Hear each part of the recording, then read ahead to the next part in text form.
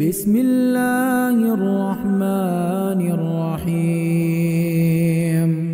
الرحمن علم القرآن خلق الإنسان علمه البيان. الشمس والقمر بحسبان والنجم والشجر يسجدان. والسماء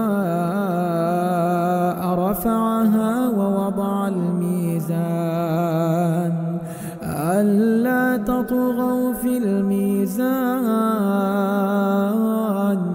وأقيموا الوزن بالقسط ولا تخسروا الميزان.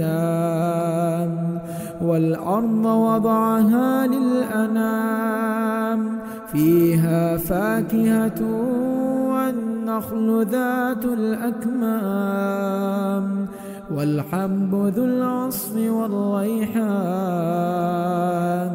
فبأي آلاء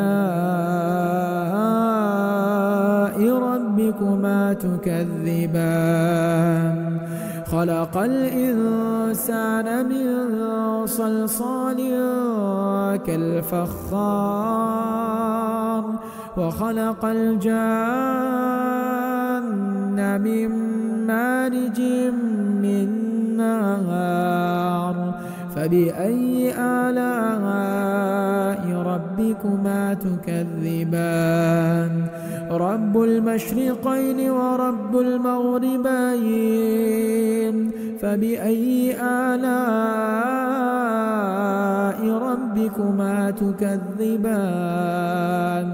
مرج البحرين يلتقيان بينهما برزخ لا يبغيان. فبأي آلاء ربكما تكذبان؟ يخرج منهما اللؤلؤ والمرجان. فبأي آلاء ربكما تكذبان؟ وله الجوار المنشآت في البحر كالأعلام. فبأي آلاء ربكما تكذبان؟ كل من عليها فان كل من عليها فان ويبقى وجه ربك ذو الجلال والإكرام. فبأي آلاء ربكما تكذبان؟ يسأله من في السماوات والأرض كل يوم هو في شأن. فبأي آلاء ربكما تكذبان؟ سنفرغ لكم أيها الثقلان. فبأي آلاء ربكما تكذبان؟ يا معشر الجن والإنس إن استطعتم أن تنفذوا من أقطار السماوات والأرض فانفذوا لا تنفذون إلا بسلطان. فبأي آلاء ربكما تكذبان؟ يرسل عليكما شواظ من نار ونحاس فلا تنتصران. فبأي آلاء ربكما تكذبان؟ فإذا انشقت السماء فكانت وردة كالدهان. فبأي آلاء ربكما تكذبان؟ فيومئذ لا يسأل عن ذنبه إنس ولا جان. فبأي آلاء ربكما تكذبان يعرف المجرمون بسيماهم فيؤخذ بالنواصي والأقدام فبأي آلاء ربكما تكذبان هذه جهنم التي يكذب بها المجرمون يطوفون بينها وبين حميم آن فبأي آلاء ربكما تكذبان ولمن خاف مقام ربه جنتان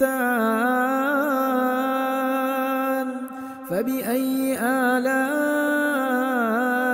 ربكما تكذبان ذواتا أفنان فبأي آلاء ربكما تكذبان فيهما عينان تجريان فبأي آلاء ربكما تكذبان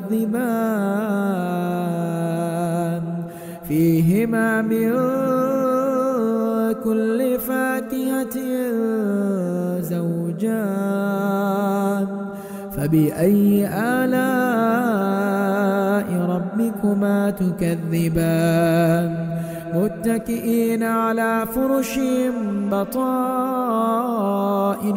من استبرق وجنى الجنتين دان فبأي آلاء ربكما تكذبان فيهن قاصرات الطرف لم يطمثهن إنس قبلهم ولا جان فبأي آلاء ربكما تكذبان كأنهن الياقوت والمرجان فبأي آلاء ربكما تكذبان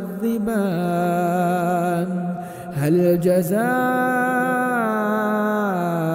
الإحسان إلا الإحسان فبأي آلاء ربكما تكذبان ومن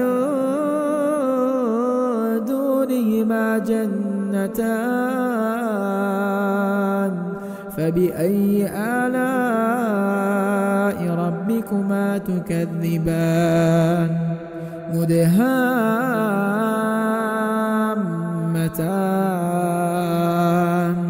فبأي آلاء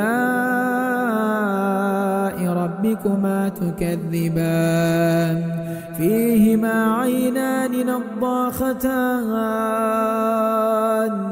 فبأي آلاء ربكما تكذبان فيهما فاكهة ونخل ورمان